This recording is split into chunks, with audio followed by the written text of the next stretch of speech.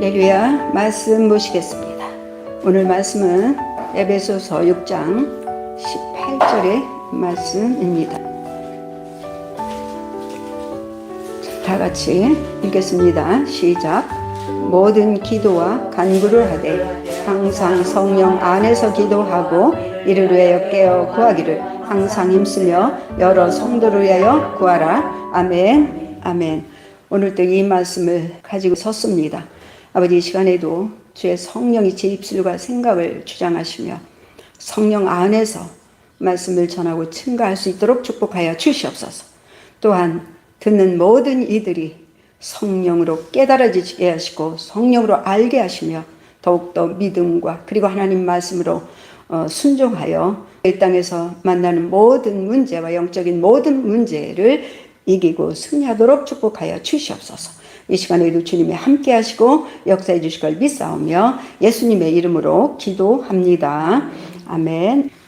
오늘 설교 제목은 성령 안에서 기도입니다. 이 구절에서 성령 안에서 기도하라는 말씀은 성령의 간섭과 인도하심 속에서 기도하라는 말씀이기도 합니다. 여기서 간구라는 것은 가슴 깊은 곳에서 우러나는 열정과 진지함 속에서 쉬지 않고 끈기 있게 기도하는 것을 의미하고 있습니다. 이 기도를 쉬지 않고 끈질기게 하려면 반드시 약속한 말씀을 붙잡고 움직여야 됩니다.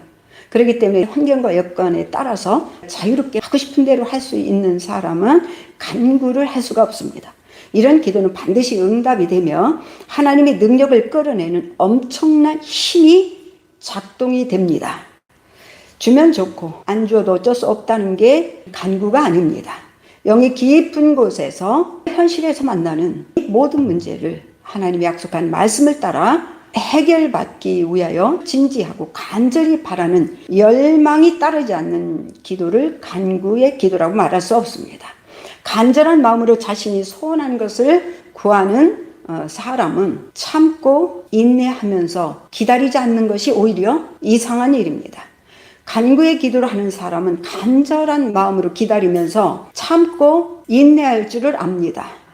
성령께서는 이렇게 기도하도록 간섭하시고 인도하십니다. 그러나 마귀나 귀신은 또 조급하게 만들고 초조하게 만들고 불안하게 만들어서 참거나 인내하면서 잠잠히 기다릴 수 없도록 환경을 조성하고 상황을 만들어 버립니다. 여기에 말려들면 안 됩니다. 영적으로 분별력이 있다는 것은 악한 영들이 이 환경과 여건에서 조종하고 있느냐, 아니면 성령이 내 안에서 조종하고 있느냐, 간섭하고 계시냐 라는 것을 분별할 수 있는 능력인 것입니다. 이렇게 기도에는 뜨거운 열정과 간절한 열망을 품고 구하는 걸 포함하고 있으며, 구하라는 말씀은 간절히 원하다, 그리고 진지한 마음으로 요청하다라는 뜻을 포함하고 있다는 것을 아시기 바랍니다. 이렇게 기도하는 기도에 간절한 기도, 아주 갈망하는 기도, 정말 애절한 기도, 이런 믿음의 기도는 병든 자가 치료가 됩니다. 당연히 됩니다. 장담할 수 있습니다. 정말 절박한 기도. 하나님께서 나를 고쳐주지 않으면 죽을 수밖에 없고 이 세상에서 이런 채로 살아갈 수 없다라는 마지막 지점이 돼야 되는 거야. 그러니까 죽어도 뒤로 물러갈 수가 없어요. 다시 세상으로 육신을 따라 행동할 수가 없습니다. 그러니까 육신을 완전히 지배하고 짓밟아 놓고 완전히 절연할 계획을 해야 돼. 육신은 그냥 죽은 사람이다, 나는 시체다라고 생각할 단계까지 가야만이 내가 만난 모든 환경으로도 구출을 받습니다. 이렇게 간절히 기도하는 사람이 의인인데, 의인의 간구는 역사하는 힘이 어떻다? 크다. 역사하는 힘이 크다. 바로 예수께서 말씀하셨잖아. 내 믿음이 크도다. 크도다. 다시 말하면 내가 원하는 대로 된다라고 말씀하죠. 그게 같은 얘기예요. 믿음이 크다라는 얘기는 어떤 환경과 어떤 상황과 모욕적인 상황, 어떤 상황이더라도 전혀 그 믿음의 만큼 뒤로 물러선다, 안 물러선다? 안 물러선다. 절대로 포기하지 않는다. 그런 믿음에는 내 믿음대로, 내 원하는 대로 된다라고 말씀하시는 것입니다. 그래서 성령께서는 기도하도록 인도하십니다. 기도의 중요성은 아무리 강조해도 부족할 뿐입니다. 믿음의 기도는 무엇이든지 변화시킬 수 있기 때문입니다. 주님이 구하라 하셨고 또 구하면 주신다고 하셨고, 그리고 무엇이든지 기도하고 구한 것을 이루어질 줄 믿으면 그대로 된다라고 하셨기 때문입니다. 그래서 성령께서 기도하도록 인도하시는 것입니다. 성령은 반드시 기도하도록 인도하십니다. 그런데 상황과 여건과 환경을 통해서 악한 영들은 어찌하든지 간에 기도의 자들을 벗어나도록 만들고 기도할 수 없는 환경과 여건을 조성하기 시작합니다. 그래서 그 상태를 보면 성령을 따르고 있는지 환경과 여건과 육신의 생각을 따르고 있는지를 알아요. 본인도 알 것입니다. 그런데 그거를 이기지 못해요. 그것을 결단하지 못합니다. 환경과 여건 안에서 그걸 따라가지 않으면 안 될 것 같고 모든 것이 그렇게 됩니다. 그러나 주님 안에서 기도가 무엇이든지 원하는 것을 얻을 수 있는 지름길이라는 것을 지난주에도 말씀했습니다. 성령께서는 기도하고 구하는 것을 믿도록, 믿음을 강화시키도록 인도하십니다. 믿음대로 이루어진다는 걸 확신하도록 이끌어 가십니다. 이게 다 성령이 하시는 일이에요. 우리는요, 기도할 수가 없어요. 육신은요, 어떤 상황에도 기도하기가 쉽지가 않습니다. 그리고 기도하고 구한 것을 받은 줄 믿는다는 건 더더욱 어렵습니다. 그리고 또한 눈앞에 나타나지도 않았고 보이지도 않고 보일 가망성도 보이지 않는데 기도대로 된다라는 확신을 갖는다는 건 더더욱 어렵습니다. 만약에 내가 그렇게 하고 있다면, 우리가 그렇게 하고 있다면 그건 성령이 강력하게 간섭하고 계시고 인도하고 계시며 믿음으로 완전히 세워놓고 있다라는 증거가 되는 것입니다. 주님은 원하는 것들을 하나님께 구하라고 가르치고 있으며 어떻게 기도하면 하나님께서 기도를 응답하시고 들으시는지도 말씀하고 있고 가르치고 있습니다. 자, 구하라고 했으니 필요한 것들을 입으로 쭉쭉 그냥 말하기만 하면 무엇이나 주신다고 생각하기 쉽습니다. 그러나 주님은 하나님께서 들으시는 기도에 대해서 정확하고 상세하게 가르칠 뿐만 아니라 당신이 친히 기도하는 모습을 보여주셨어요. 예수께서 행하신 그 일은 육신이 있는 우리가 할 수 있는 일이라는 걸 우리에게 모범을 보여주는 거예요. 육신은 도저히 하고 싶지 않은 그 일을 위해서도 하나님 말씀대로 순종하기 위해서는 기도라는 이 통로 외에는 될 수가 있다 없다. 결과적으로 모든 것은 내가 원하지 않는 걸 하고 싶어 하는 것도 기도로 이겨야 되는 것이고, 내가 원하는 것을 얻으려도 결과적으로는 기도해야 되는 것입니다. 그러니까 어떤 것이든지 기도로 인도만 받으며, 그러니까 예수께서도 죽고 싶어 하지는 그 육체의 욕구를 이길 수 있고 하나님께 순종할 수 있는 담력이 올 때까지 기도했어요. 조금 전에 불안했던 거와 전혀 다르게 이제는 됐다 그러잖아요. 뭐 했다? 육신을 이겼다. 육신을 이겼다. 이제는 하나님 뜻에 순종할 수 있게 되었다. 불안함으로 두려움으로가 아니라 평안한 가운데 순종하게 되었다. 우리는 평안하지 않으면요, 뭔가 해야 돼요. 두려움 있고 근심 있고 염려가 있고 불안하면요, 뭔가 하지 않고는 못 배겨요. 그런데 두려움과 염려와 근심이 없고 오직 믿음과 확신이 있다면 뭔가 하지 않아도 돼요. 뭔가 하지 않아도 돼요. 왜냐하면 그때부터 우리 안에 평안이 있고요, 느긋하게 기다릴 수 있는, 참고 견디는 힘이 와 있단 말이에요. 이게 기도하는 사람이 경험할 수 있는 일이에요. 기도하지 않은 사람이란 뭔 얘기인지를 잘 이해를 못할 것입니다. 대개는 말씀을 무시하고 일방적으로 요청하는 게 기도라고 생각합니다. 하지만 하나님 말씀하신 대로 기도해야 하며, 그리고 성령께서도 말씀이 가르치신 대로 기도하도록 인도하십니다. 말씀이 가르친 대로 기도하지 않으면 응답받을 수 없기 때문에 그렇습니다. 성령은 믿는 자들 영 안에 계십니다. 그분이 신자들 안에 오셔서 함께 살고 계신 것은 말씀 가운데로 인도하시고, 자, 우리가 성령이 우리 안에 계신 거는 너는 그냥 네 하고 싶은 대로 해, 내가 그거 다 뒷바라지 해줄게, 이것이 아닙니다.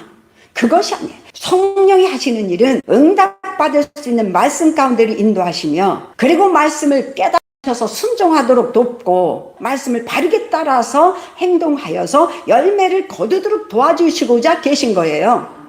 그래서 가장 효과적인 기도는 성령 안에서의 기도인 것입니다. 오늘 본문에서 성령 안에서 기도하고 라고 했습니다. 사람은 영의 존재를 눈으로 볼 수 없는 한계점이 있는 물리적인 존재입니다. 그래서 보이지 않는 악한 영들과 상대하여 할 수 있는 게 아무것도 없습니다. 하지만 성령도 눈으로 볼 수 없습니다. 성령도 우리 영 안에 계시면서 진리 가운데로 인도하시더라도 육신으로 이해하고 파악할 수가 없는 이유입니다. 성령이 돕는데도 파악할 수가 없어요. 육신의 눈으로. 그래서 세상적인 잣대로 영적인 상황을 판단하고 생각하는 것처럼 영의 실상을 판단하여 무엇을 구체적으로 정확하게 기도할 수 없는 이유입니다. 그래서 성령께서 성도들에게 오셨어요. 오늘 본문에서 성령 안에서 기도하고 라고 했습니다. 그래서 성령 안에서 기도에 대해서 제가 말씀을 전달하고 있는 것입니다. 사람은 홀로 있는 거 아니에요. 그럼 안 믿는 사람은 홀로 있을까요? 안 믿는 사람 배후에 누가 있어? 거기도 홀로 안 있어요. 악한 영들이. 그러니까 사실은 그렇기 때문에 성령이 우리를 보호하러 오신 거예요. 우리 홀로 내버려두면 어떻게 돼요? 먹혀요, 안 먹혀요? 아니, 영의 세계를 볼 수 없는 우리가 누가 쏙닥거리는지 모르잖아요. 지금 나를 이끌어가고 있는 것이 악한 영인지 어쩐지 우리는 알아요, 몰라요? 모르죠. 그리고 무슨 생각이야? 내 생각이라는 거지. 내 뜻이라는 거, 내 계획이라는 거지. 내 생각과 내 계획을 누가 조종하고 있느냐, 그걸 묻는 것이고, 그리고 하나님의 성령의 인도하심을 받아서 응답이 빠르게 받고 있는 사람들에게는 그게 그 사람이 아니라 누구의 뒤에서 배후에 조종하는 게 성령이시라는 것을 우리는 넉넉히 능히 짐작할 수 있는 것입니다. 성령은 영 안에 계시면서 마귀가 놓는 덫이나 갖가지 문제를 피해가도록 신령한 정보를 제공하고 우리를 이끌어 가십니다. 인도하십니다. 성령은 신자들이 영 안에 사시면서 우리 영과 소통하는 것이지 우리 육신과 소통하는 게 아닙니다. 고린도전서 15장 44절에 보면 육신의 몸이 있는데 영의 몸도 있다라고 말씀하십니다. 그러니까 육신의 몸과 영의 몸의 두 존재가 함께 있는 구조를 가지고 있다, 그 얘기예요. 그렇기 때문에 성령의 영을 통해 성령의 인도를 받을 수 있고 육신을 통해서 악한 영들의 또 지배를 받을 수가 있는 이유이기 때문에 사실 골치 아픈 거예요. 그래서 자기 영 안에 성령이 계시다는 걸 항상 의식하지 않으면 그분의 인도를 받기 어렵습니다. 우리에게 닥치는 모든 문제를 기도로 그분과 상의하여 그분의 인도하심을 따라서 합력하기로 작정해야 되는 이유인 것입니다. 마귀가 임금 노릇을 하고 있는 이 세상을 걸어가는 우리와 함께 걸어가는 성령님은 우리가 관심하는 모든 것에 대해서 관심을 하자. 모든 것에.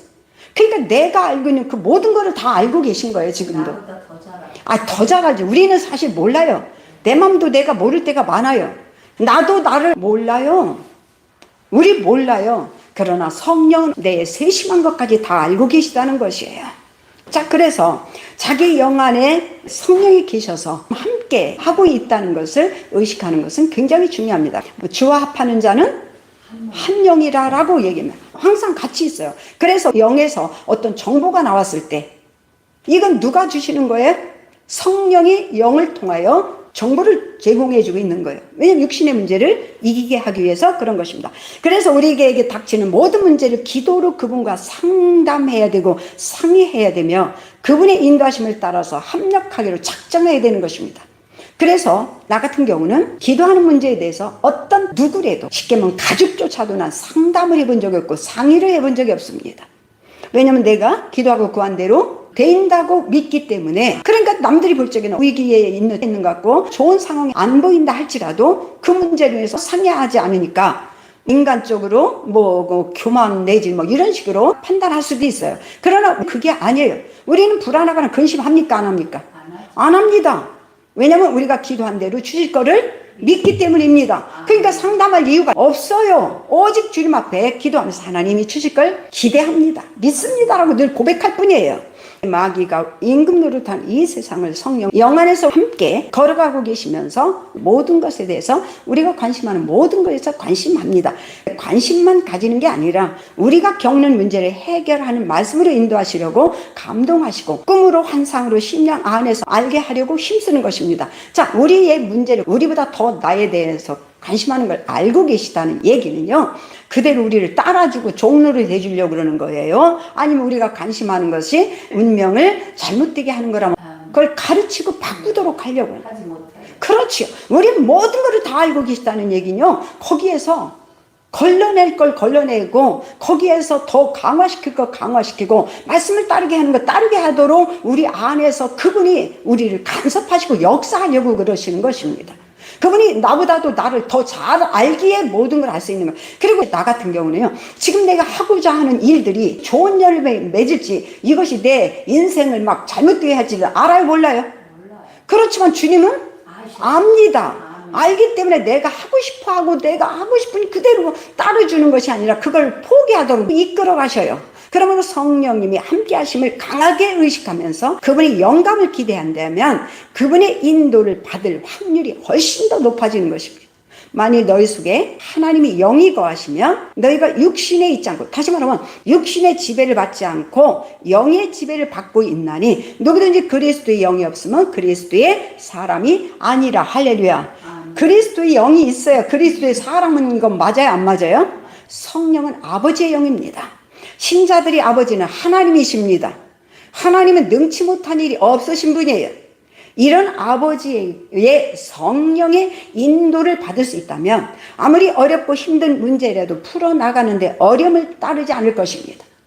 지금 여기서요, 우리가 어떤 문제 앞에서도 어려움이 없다는 얘기는 문제가 없어진다는 의미일까요? 이 마음 안에 두려움과 불안함과 초조감이 없이 평안이 있다는 얘기일까요? 그걸 잘 하셔야 돼요. 그거를 지속할 때 앞에 있는 문제들이 해결이 되는 거예요. 그것이 해결이 되는 거예요. 그런데 그거 없이 내 눈앞에서 다 사라지는 나를 기다리고 날만 기다리고 그때 비로소 평안을 가지려고 하면 내 평생에 못 만날 수도 있어요. 너희가 형통하다는 것도 마찬가지예요. 하나님이 함께 하시면요, 하나님 안에서 평안과 기쁨과 감사를 누립니다.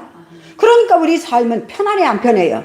근데 편안해서 그렇게 가고 있고 아무 걱정과 근심하지 않고 답답한 일이 생겨도 근심하지 않다 보니까 나중에 그것들이 내 눈앞에서 다 사라져버리고 내가 원하는 것이 눈앞에 어떻게 해요? 때가 되니까 나타난단 말이에요. 성령이 계시다는 것은요, 모든 것을 얻은 거죠. 그분이 계심으로 우리에게 역사하는 것입니다. 누가 시키는 대로 일하는 것처럼 쉬운 일이 없어요? 그렇죠? 근데 여기서 성령은요, 오른발 내놔, 왼발 내놔 이렇게 하시는 분이니까 아닐까요?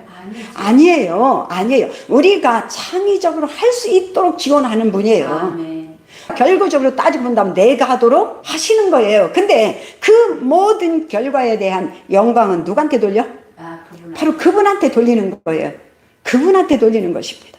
왜냐하면 그분이 그렇게 하도록 역사하셨기 때문에 것을 철저하게 인정할 줄 알아야 되는 거예요. 실제로 그렇게 하십니다. 그럼에도 불구하고 그분은 보이시지 않게 우리가 한 것처럼 다 되지요.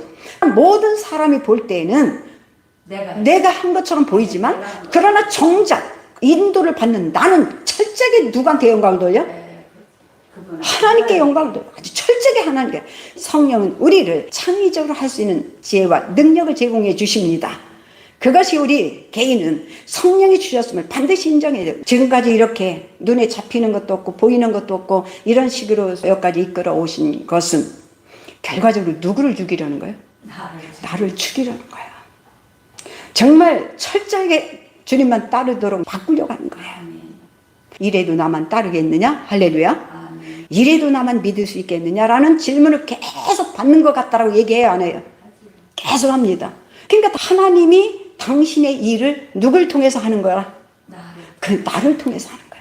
그러니까 우리도 철저하게 하나님이 내 안에서 일하심으로 일하심이, 주님이 일하시지 않으면 소용없어요. 수없이 내가 기도하는 거지만 주님을 떠나서 아무것도 할 계획이 없습니다.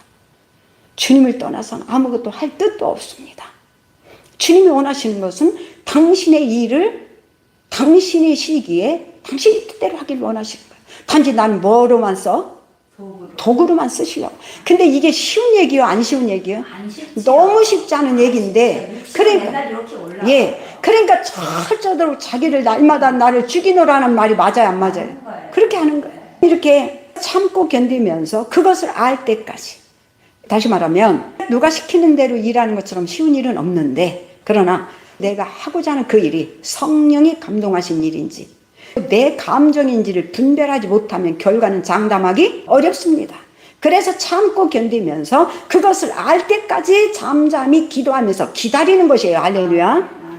육신으로 세상을 살아가는 우리는 대체로 자기의 열정적인 감정을 하나님의 인도하심이라고 오해하기 쉽기도 하지만 거의 오해합니다. 그럴 때는 상황 변화가 긍정적이면 성령이 이끄셨다고 얘기하고, 상황이 부정적이면 주님이 인도하심이 아니라고 생각하기 쉽습니다. 그런데 성령의 인도하심은요, 말 그대로 성령의 인도하신 거예요. 그렇죠. 그 결과가 비록 미진하더라도 성령이 인도하심 안에 있으면 되는 거예요. 그러니까 육신으로 세상에 살아가는 우리는 대체로 결과에 따라서 마음이 요동치다 보면 상황에 따라서 기도가 수시로 바뀌는 사람 많아요. 동쪽으로 해주세요보다 서쪽으로 바뀌어요. 안 되니까. 근데 기도라는 것은 동쪽으로 바뀌어서 안 된다고 해서 그 바꿀 이유가 있어 없어요? 없지요. 우리는 상황에 따라 움직이는 것이 아니라 약속한 말씀에 따라 움직이기 때문에 그래요. 기도가 수시로 바뀌고 감정이나 생각에, 그건 안 믿는 사람도 하는 일이에요. 감정이나 생각에 따라서 기도가 수시로 바뀌고 믿음도 수시로 출렁출렁합니다. 그러면 영 안에 계신 성령님 인도하심이 아니고 변화하는 상황에 따라서 행동했다는 것을 스스로 즉시 깨달을 수 있어야 되는 거예요. 어떤 상황이 닥치더라도 성령께서 인도하신 길이라면 반드시 성령이 나타내십니다. 아멘.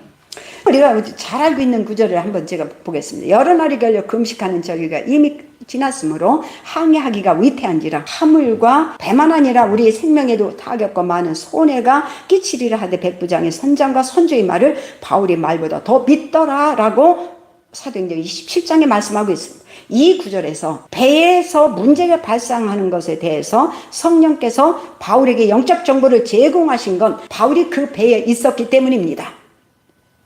바울이 없었더라면 그런 영적 제공을 받을 자가 있어 없어요? 하나도 없습니다. 예. 관심도 끌지도 않아요. 지금 바울 안에 함께 계셔요.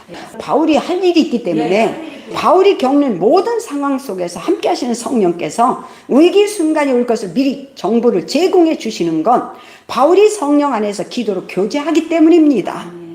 성령님은 바울이 기도에 응답할 책임을 지고 계십니다. 바울은 성령의 인도하심을 따라서 하나님의 뜻에 따라 순종하려고 로마로 가는 배를 탔으며 그때도 쉬지 않고 성령님 인도하심을 따라서 기도했을 것입니다. 기도는 모든 근심과 걱정을 잠자오게 하는 하나님의 평안이 반드시 지배한다고 나는 믿고 있습니다. 아멘. 바울이 가운데 서서 말에 대해 여러분이요 내 말을 듣고 그에 대해서 떠나지 아니하였다면 이 타격과 손상을 면하였더라면 좋을 뻔하였느니라. 내가 너희에게 권하노니 이젠 안심하라. 너희 중 아무도 생명에는 아무런 손상이 없겠고 오직 배뿐이라. 내가 속한 바, 그렇죠. 내가 속한 바, 그 속한 것은 성령 안에 속했고 그리스도에 속했고 예수 안에 속한 바, 내가 섬기는 하나님이, 예수를 통해서 주신 하나님이, 사자가, 하나님의 천사가 어젯밤에 내 곁에 서서 말하되 바울아 두려워하지 말라.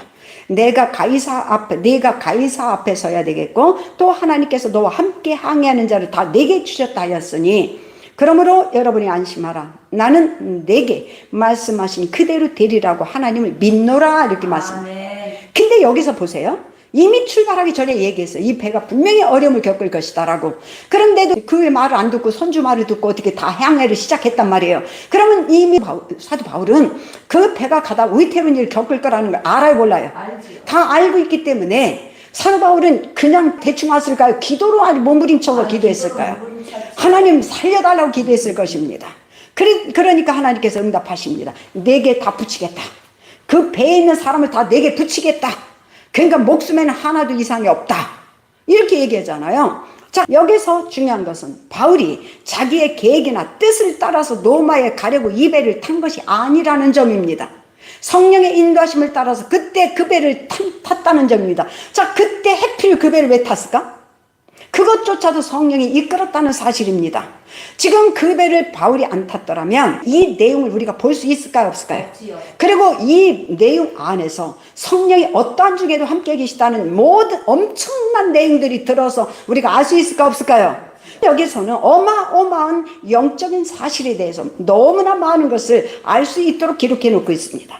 그날 밤에 주께서 바울 곁에 서서 이르되 담대하라. 내가 예루살렘에서 나의 일을 증언한 것 같이 로마에서도 증언하여야 하리라 하시니라고 사도행전 23절의 말씀이 없습니다. 성령께서 이렇게 말씀하신 것은 2년 전이에요. 2년 전이에요. 이 말씀에는 내일일지 한 달 후일지 1년일지 시기가 정해져 있지 않습니다. 다만 로마에 가서 증언하리라는 말씀만 하십니다. 여기서 가장 적절한 시기를 조율하고 기회를 만드시는 건 바울이에요? 하나님이에요? 하나님이십니다. 바울은 그때를 기다리며 감옥에서 2년을 잠잠히 기도하면서 기다렸습니다. 그렇죠? 감옥에 있는 동안에도 바울은 성령께서 말씀하신 대로 로마에 가게 될 것을 확신했을 것이고 조바심하지 않으면서 기다렸을 것입니다. 우리가 생각할 때는 성령은 하나님의 영은 능치 못한 일이 없다는데 사도 바울을 깜빡이 꼭 집어 넣어야만 될까요? 참 깝깝한 얘기잖아요. 그러면 사도 바울이 아니 성령이 하셨다라면 나를 감옥에 넣고 이렇게 고통을 시킬 수가 있을까? 아무래도 아닌가 봐. 그때부터 막 밖에 있는 사람에게 나 어떻게든지 깜빡에서 나오게 해달라고 인간적으로 노력하고 하는 사람 어디 빗대서 윗사람 돼가지고 어떻게든지 끌어내려고 인간적인 노력을 시도했을 수 있을까요? 없을까요? 인간적으로 하면 하지요. 하지요. 근데 그렇게 했다는 내용이 하나도 없습니다. 이 얘기는 사도 바울은 그 열악한 환경, 그 감옥살이 중에 있어도 성령이 함께 하시고 성령이 이곳에 있게 하셨다는 믿음이 있었습니다. 거기에 있었으므로 제수들이 타는 배를 타고 로마를 갈 수 있었던 것입니다. 또 우리가 생각하면 아니 제수들 배 타고 수갑을 채워서 가야만 되나? 더 좋게 편안한 길로 갈 수도 있지 않는가? 라고 생각할 수도 있어요. 근데 사도 바울은 이 모든 행위 안에 누가 역사하고 계시다? 성령이 하신다라고 하기 때문에 불만이 없습니다. 오히려 거꾸로 그를 통해서 성령이 크신 계획과 모든 것을 보는 사람이 돼요, 안 돼요? 왜냐하면 이 사도 바울은 요셉의 사건에 대해서 익숙하게 알까요, 모를까요? 알지요. 너무나 잘 알지요. 요셉의 그 사건을 통해서 사도 바울은 너무나 많은 걸 배웠을 것입니다. 그러니까 성경에 익숙하고 말씀에 익숙하고 주시고자 하는 교훈에 익숙하다는 건 굉장히 중요해요, 안 중요해요? 자, 그래서 시기와 때를 기다리게 하시는 게 성령이십니다. 대개 성령께서 환상이나 꿈으로 말씀하시면 내일이라도 당장 이루어지리라 기대합니다. 그러다가 시간이 많이 흘러도 말씀하신 대로 결과가 나타나지 않으면 대개는 기다림을 포기하고 인간적인 수단과 방법을 선택하기 시작합니다.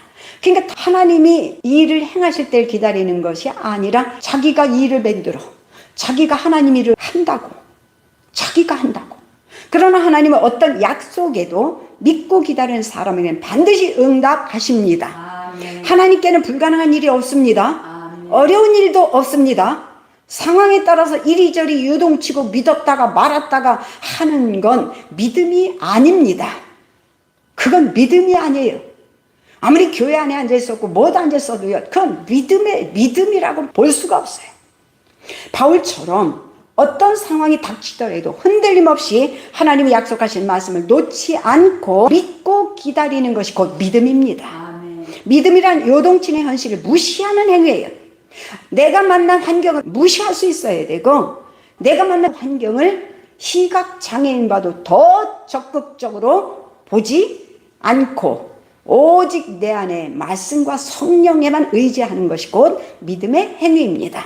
하나님의 약속을 믿고 기다리면서 응답을 기다리는 사람에게 기다림이라는 것은 그냥 생활이에요, 아니에요? 생활이지요. 그냥 생활이에요. 기다리면 그냥 생활이에요. 근데 생활이 아닌 사람은 언제까지 기다리라는 거야? 어떻게 한 달이 넘었는데 지금 내가 6달이 됐는데 지금 내가 여기 온 지가 얼마가 됐는데 근데 언제까지 기다리라는 거야? 언제까지 기다리는 거야? 이런 사람은 반드시 무슨 일이 벌어져요? 기다림을 포기하는 일이 벌어집니다. 근데 우리는 기다리는 것이 그냥 생활입니다. 삶이에요. 일상생활입니다. 특별한 일이 아니에요. 기다리는 것이 막 그냥 그것만 가지고 있는 거 아니에요. 그렇게 기다리는 과정에 하나님은 수도 없이 함께 하신다는 걸 드러내요, 안 드러내요? 나타내요, 안 나타내요?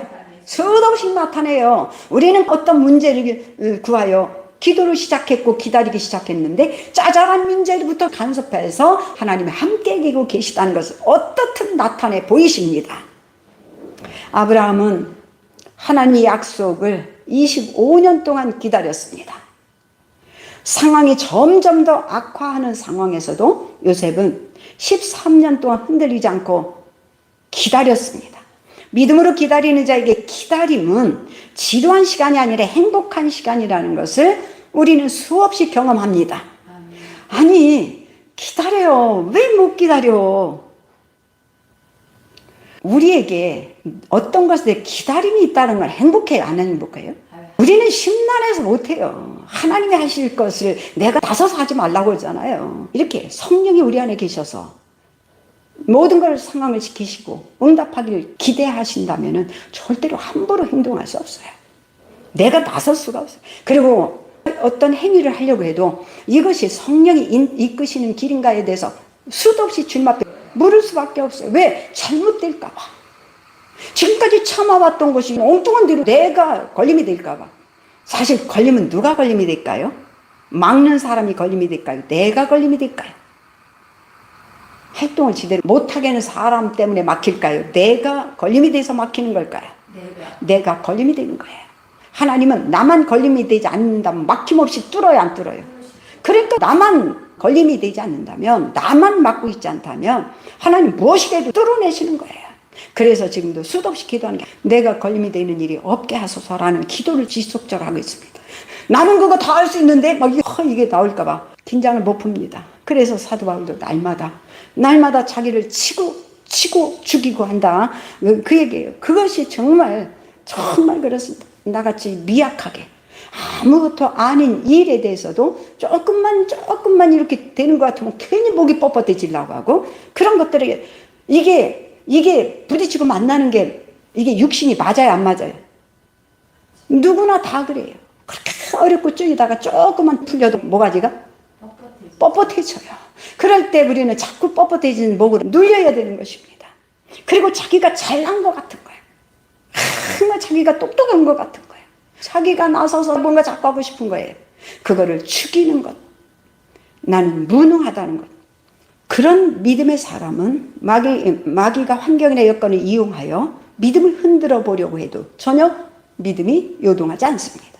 이런 사람은 이 세상의 신이 감당을 할 수 없는 것입니다. 마음이 조급하고 자신의 계획과 생각한 대로 이루어지길 기도하는 사람은 응답하는 시기조차 자신이 정해 놓기 때문에 오래 참고 기다린다는 것은 불가능합니다. 급하게 변동하는 환경과 상황에 따라서 다급한 마음으로 초조하게 날짜와 시간을 정해놓고 그날 그 시간까지 응답해달라고 하나님을 닥달하고 들들 볶으면서 금식하고 굶어가면서 조르고 협박해도 하나님은 전혀 요동하지 않으십니다. 하나님이 능치 못한 일이 없다고 하니까 기도하는 사람이 형편에 따라서 이리저리 말씀을 변경하고 번복하고 이리 뒤집어 흔들어서 그때 맞춰서 준다는 분이 아니에요. 하나님은 어떤 상황도 당신이 원하는 대로 바꾸실 수 있는 능력 있는 분이에요. 그러니까 그분은 말씀하신 바대로 바꿀 이유가 있어, 없어요? 없지요. 그분은 바꿀 이유가 없어요. 처음에 말씀대로 하더니 이제 않고 저렇게 뒤집어졌네. 아유, 그러니까 내가 말씀한 걸 바꿔야 되겠네. 이렇게 되지 않는다는 얘기입니다. 그래서 어떤 상황과 여건도 당신이 말씀하신 대로 하실 수 있는 분입니다. 그러므로 상황이 다급하고 촉박할수록 더욱 간절히 하나님만 믿고 기다리면 됩니다. 아무리 다급한 상황도 하나님께는 아무것도 아닙니다. 그래서 아무리 다급한 문제라도 하나님께 문제를 넘기면 덩달아서 다급함이 사라지고 느긋해지고 평안해집니다. 몇 달이 지나도 맨날 조급해서 지가 손을 댔다 띄었다 그 문제에 대해서 지가 가서 대들었다 띄었다 지가 수단과 방법을 해보다 말다도 안 되니까 다시 와서 주여 해주는, 이렇게 적극적으로 요동치고 참 그게 보이는데요, 본인은 못 봐. 하나님께는 어떤 문제라도 가장 좋은 기회에 맞춰서 응답하시기 때문입니다. 하나님께는 조급하고 다급한 문제란 존재하지 않습니다. 언제라도 당장 하실 수 있는 분이기 때문에 그분만 믿고 따르면 됩니다. 성령은 끝까지 말씀을 따르게 하시는 분입니다. 주님의 말씀을 믿고 확신한 사람은 아무리 세월이 흘러가도 기도하고 구한 것에 대한 믿음을 결코 포기하지 않습니다. 약속한 말씀대로 결과가 눈앞에 나타나는 것을 믿고 확신하기 때문입니다. 성령께서 그렇게 인도하셨어요. 그러니까 내가 확신하니까 내가 똑똑해서 그게 아니라 성령이 확신하도록 믿음을 지금 잡고 있고 그 믿음을 간섭을 받도록 성령께 의지하는 것은 당사자입니다. 바울은 감옥에서도 성령께서 말씀하신 대로 로마로 갈 것을 기다리며 포기하지 않았습니다. 감옥에서 기다리는 2년 동안 주님의 어떤 계시가 있었다는 내용이 없는 걸로 보아서 특별하게 또다시 주신 계시가 없었다고 봅니다. 한 번 준 것만 가지고 2년 동안 기다리는 것입니다. 그의 감옥에서의 기다림은 2년 동안 지속되었고 성령이 말씀하신 대로 2년 후까지 감옥에서 석방되지 못한 채로 제수의 몸으로 로마로 가는 배를 제수들과 같이 탔다는 거예요. 그런 상황 속에서도 성령께서 인도하셨다는 증거가 나타나기 시작합니다. 바울이 겪는 모든 환경이 성령께서 함께 하셨다는 증거입니다. 대개는 바울의 환경을 보면 성령께서 인도하신 상황이라고 믿기가 어려울까요? 쉬울까요? 그 상황을 보면 믿기 밖에 있는 사람이 아니 믿음 좋은 사람이 저러고 있나 하고 믿기가 쉬워요? 어려워요? 그럼에도 불구하고 그 입술에서 나오는 말을 보셔야 돼요. 그 입술에 나오는 말이 기뻐하라? 그건 성령 안에서만이 가능한 얘기예요. 기뻐하지 못할 사람은 당사자예요. 근데 밖에 있는 사람한테 기뻐하라. 우리도 동일해요. 동일해요. 물러서지 않습니다. 절대로 물러서지 않습니다. 이런 데도 물러서지 않습니다. 하나님은 모든 환경을 한순간에 다 바꿔놓을 수 있는 분입니다. 그렇다고 해서 한순간에 무슨 대박 터질 날을 기다린다는 의미는 아니에요. 단지 성령에 이끄시고 인도하시는 여기 제목처럼 시기와 때를 기다린다는 얘기예요. 그 시기와 때를 기다리고 있는데 그 결과가 어떨지는 우리는 알아요? 몰라요? 몰라요. 몰라도 상관이 없어요. 그렇잖아요? 우리는 대박 터지는 것만이 성령이 하셨어요? 아니에요. 아닙니다. 사도 바울의 환경을 보면 성령께서 인도하신 환경이라고 믿기가 어렵습니다. 그러나 바울은 믿었고 비록 거칠고 사나운 여건 안에서 성령이 집어넣었지만 사실은요 그런 상황에서 더욱 믿음을 의지할 수 있기 때문에 바울은 죽음만도 못한 감옥에서 믿음을 끝까지 붙잡았기 때문에 끝까지 순교도 가능할 수 있는 거예요. 거기서 쫄딱쫄딱 넘어지고 해딱해딱 넘어진다면 사실은 사도 바울은 좋은 환경에 가려고 그래요. 오히려 목숨 위태로운 환경에 가서 주님 바로 그 환경으로 더 가기 때문에 감옥에 있는 것이 오히려 위태롭지 않단 말이에요. 근데 그 환경에서도 하나님만 의지하고 성령만 의지하기 때문에 거기에서 믿음은 엄청나게 커졌을 것이고 강화되었을 것이고 그래서 앞으로 사도 바울이 만나는 목숨이 위태로운 상황에서도 믿음을 안 놓칠 거예요. 그럼요. 그래서 우리는 어려운 상황에서 믿음이 성장하는 것이고 어려운 역경 속에서 믿음이 자라는 것이고 어려운 환경과 역경 속에서 믿음을 붙잡을 때 성령이 그를 자유롭게 어떤 환경에 내놓아도 믿음이 흔들리지 않기 때문에 어디에도 내놓을 수 있는 것입니다. 이렇게 본문의 내용처럼 바울의 모든 기도는 성령 안에서 기도였으며 성령 안에서 기도하라고 권할 수 있었던 것입니다. 나도 자신 있게 말할 수 있는 것은 고난 속에서 믿음을 붙잡은 자만이 할 수 있어 없어요? 그렇지 못한 사람이 이렇게 할 수 있어 없어요?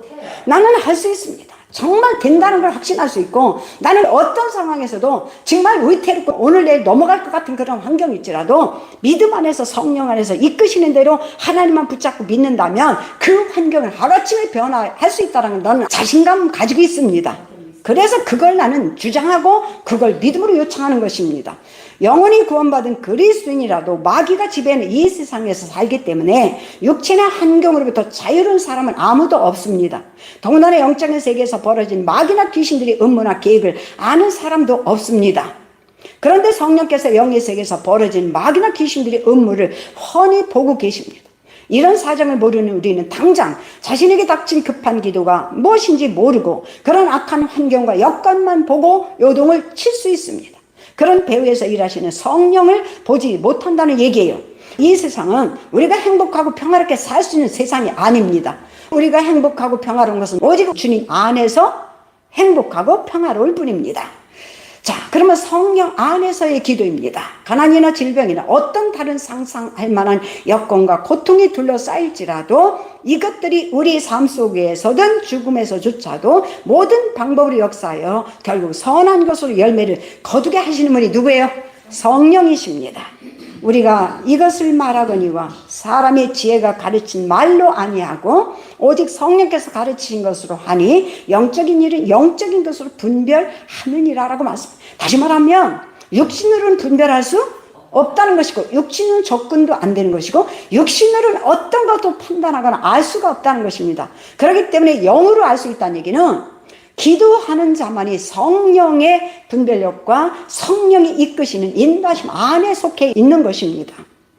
그렇기 때문에 기도하지 않는 자는 죽었다 나자빠져도 육신의 생각이라는 범위를 벗어날 수가 없는 것입니다. 그리스도의 십자가를 통해서 선포된 하나님의 지혜는 인간의 지혜에 의해 가르치는 말로서가 아니라 영의 가르침으로 받을 수 있습니다.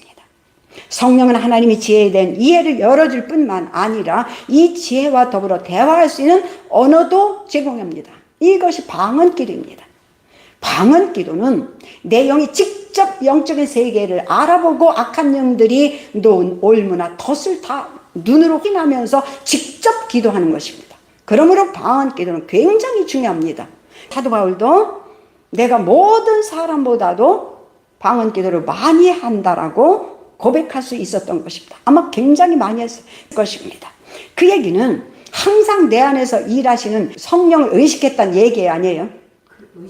그리고 방언으로 기도한다는 얘기는 그 입술에 말을 제공해 주는 게 성령이시기 때문에 방언으로 기도하는 동안에는 성령이 내 안에서 활동하시기 때문에 영감이 나오는 것이고 꿈과 환상이 나오는 것이고 그리고 믿음과 그리고 약속한 말씀을 기억나게 하시고 따르도록 순종하도록 계속 내 안에서 역할이 나온다는 것입니다. 신앙생활의 모든 부분에서 성령의 인도하심이 따르며 그분과 협력해야 합니다. 성령의 영이심으로 영적 교제가 가능한 인격이십니다. 그분은 기뻐하시기도 하시고 근심하기도 하십니다. 그렇죠? 그러므로 성령 안에서의 기도보다 더 정확하고 효과적인 기도는 세상에 존재하지 않습니다. 성령께서 주시는 정보는 아주 정확하고 진실합니다. 그분은 이 세상이나 저 세상, 즉 영의 나라에서 벌어지는 어떤 일도 모르시는 것이 없으신 하나님의 영이십니다. 성령을 따라 행동하는 것이 가장 안전하고 모든 문제를 해결하는 지름길이라는 것을 능히 짐작할 수 있는 이유입니다. 소망의 하나님이 모든 기쁨과 평강을 믿음 안에서 너에게 충만하게 주사. 믿음 안에서예요. 육신 안에서가 아니에요. 육신 안으로 돌아서면요 금방 근심과 걱정과 염려가 따라옵니다. 그래서 모든 기쁨과 평강을 믿음 안에서 너에게 충만하게 하사 성령의 능력으로 소망이 넘치기를 원하노라 라고 말씀하십니다. 할렐루야. 여기서 설교를 마치겠습니다. 기도하겠습니다. 오늘도 이 말씀을 통하여 모든 이들이 은혜 받길 원했습니다. 하나님 이 시간에도 내 입술과 생각을 주장하셔서 성령 안에서의 기도가 얼마나 중요하고 절박하고 그리고 한순간도 놓칠 수 없는 성령의 역사라는 것을 말씀을 통하여서 증언했습니다. 이 말씀을 믿고 성령과 연합하여 이 땅에서 모든 것으로부터 문제를 해결하고 능력 있는 삶을 살아가도록 축복하여 주시옵소서. 예수님의 이름으로 기도합니다. 아멘, 아멘.